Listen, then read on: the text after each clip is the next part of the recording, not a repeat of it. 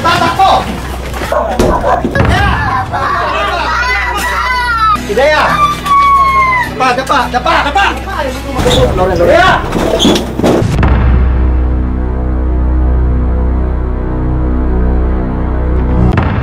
Sa Pilipinas, pangunahin pa rin sa merkado ng iligal na droga ang shabu. Bagamat tumataas ang presyo depende sa kalidad ng produkto, shabu pa rin ang nangunguna. Ayon sa Philippine Drug Enforcement Agency o PDEA, lumalabas na pangunahin ng siyudad ng Maynila ang pinakapektado pagdating sa bentahan at bilihan ng iligal na droga, kasunod ang Quezon City at Caloocan City. Pangkaraniwang sinasagawa ang bentahan ng iligal na droga sa masusukal na eskinita sa mga siyudad ng Maynila, Quezon City at Caloocan. Sa mga madidilim na pasikot-sikot na eskinita, nagagawang takasan at mailigaw ang mga tulak ang sinumang magtatangkang umaresto sa kanila. Mapanganib para sa PDEA maging sa mga pulis ang pagpasok sa mga eskinitang ito. Ganito ang sitwasyon sa Barangay Bagong Baryo, Caloocan City. Kampante ang mga drug dealers at drug pusher sa kanilang lugar. Malayang nakapag-operate ang sindikato ng droga sa Caloocan City. Isa sa mga nasa order of battle ng PDEA ang Pamilya Morales. Ilang taon na ang negosyo ng droga ng Pamilyang Morales sa Barangay Bagong Baryo, Caloocan City. Ito po kasing mga Morales, si Edna Morales, si Bernadette Morales at saka si Florentino Morales, si Tinoy. Itong mga to matagal nang binabantayan ng kapulisan natin at ng PDEA dahil kilala sila talagang gumagalaw sa drugs market, o ibig sabihin nagtutulak hindi lang sa Caloocan pati sa Maynila at iba pang lugar dito sa Metro Manila. Nasa target list, isa sila doon sa mga tinitingnan nating malalaking tao. Kaya naman agad nakipag-ugnayan ng Philippine Drug Enforcement Agency NCR sa Caloocan PNP side matapos makakuha ng search warrant para sa notorious na tulak na pamilya. Sa bisa ng search warrant na ipinagkaloob ni Judge Carlos Flores ng Malabon City Regional Trial Court, isasagawang paglusob sa bahay na itinuturing notorious na pamilyang tulak sa Caloocan. Alas 12 ng tanghali, tumawag ang asset para ipaalam na positibo sa target ang mga suspect. Tao. Sige, basta pagka lumakad kami at talagang nandun yung buong pamilya, pera kayo ulit, turo mo sa amin, pag sinabi ng still lang si Balit, pupuntahin akong tao, ulit na lang namin dito lang. Ha? Okay, sige. Okay. Alauna ng hapon isinagawa ang pagpaplano sa pagitan ng Caloocan Side, PDEA NCR, Caloocan PNP SWAT at Bitag. So itong galing EDSA. Gagawin ng PDEA, dito muna sila. Tapos kami, ikot ako rito. Ito muna ako rito. Ngayon meron tayong asset dito. Pag sinabi na asset natin go, takbo kami rito, takbo ang PDEA rito. Hanggang sa naabutan, tatakbo na lang, rush up na lang yan. Takbo kayo rito, kalat nyo na yung tropa nyo rito. Tapos dito naman ang PDEA. Okay?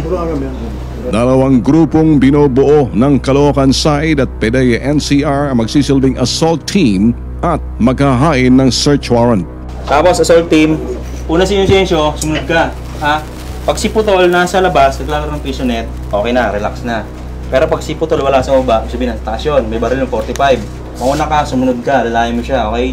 Tapos, PDEA, apat doon, pwede yun, sabay. Kasi malugay may kasi yung hagdan. Apat kayo, taas. Ha? Ingat lang ha, may baril yun. Tapos 3 kwarto sa taas, saka papasok yung searcher. Okay. O ganun lang, pagpasok, diretso ron ha. Una ka, sumunod ka. Tapos, padil lang na PDEA. Habang ang SWAT team naman ang magsisilbing backup na magbibigay seguridad sa lugar. Ang SWAT team din ang magsisilbing bantay sa lahat ng exit point na posibleng dadaanan ng mga suspect papalabas ng Barangay Bagong Baryo.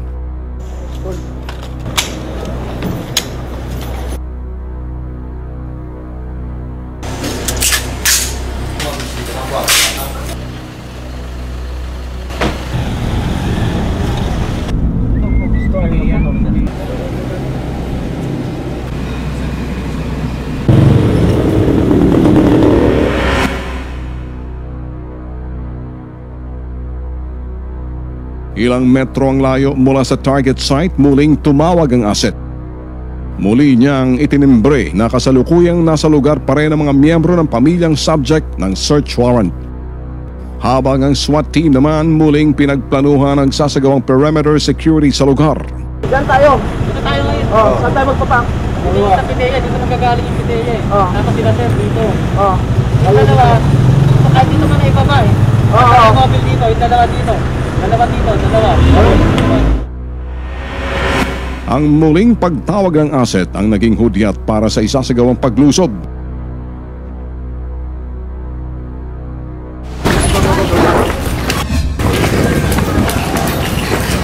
Nagtatakbo! Mamana, yung mata mo.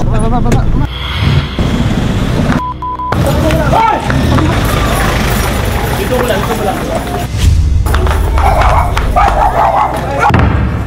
Maingat at kalkulado ang naging pagkilos ng mga operatiba, lalong-lalo na sa mga miyembro ng SWAT na nagbibigay ng seguridad sa paligid. Tila sanay na sa ganitong uring operasyon ang mga residente sa barangay Bagong Baryo.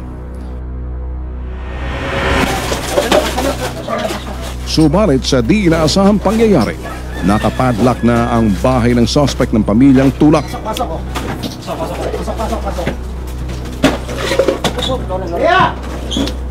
Ayon sa mga operatiba, dahil nakabukas pa ang ilaw at tanging gate lamang at hindi main door ang nakasara, senyales ito na basta na lamang iniwan ang bahay ng mga suspect. Maya-maya pa dumating ang kagawad ng barangay Bagong Baryo, Caloocan City. Dito na inumpisahan ang paghahalughog sa bahay ng subject. Sa unang kwarto, positibo agad sa loob ng cabinet ang isang paketa ng pinaghihinalaang shabu. Sa ikalawang palapag ng target na bahay ang silid na tinitirhan ni alias Putol, isang tulak na anak ng mga suspect. Isang steel door ang tutungad sa mga operatiba ng Caloocan Side at Pidea NCR. Pidea!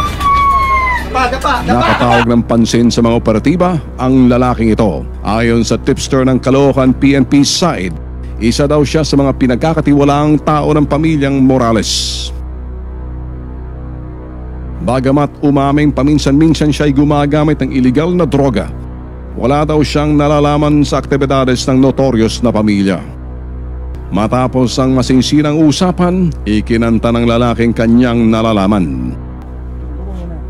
Sa itaas, itinuro ni alias Waldo ang dahilan kung bakit wala nang inabutan ng mga operatiba. Agad na nakikita ng mga suspect ang lahat na papasok at papalabas sa entry at exit points ng kanilang lugar. Konektado ang monitor na ito sa 3 CCTV camera na sekretong nakakabit sa labas ng bahay ng mga suspect. Mapapansin din sa loob ng maliit na kwarto ang uring pamumuhay ng mga suspect. Bagamat walang trabaho, ayon sa PNP Caloocan, sari-saring mamahaling gamit ang matatagpuan sa loob ng kwarto.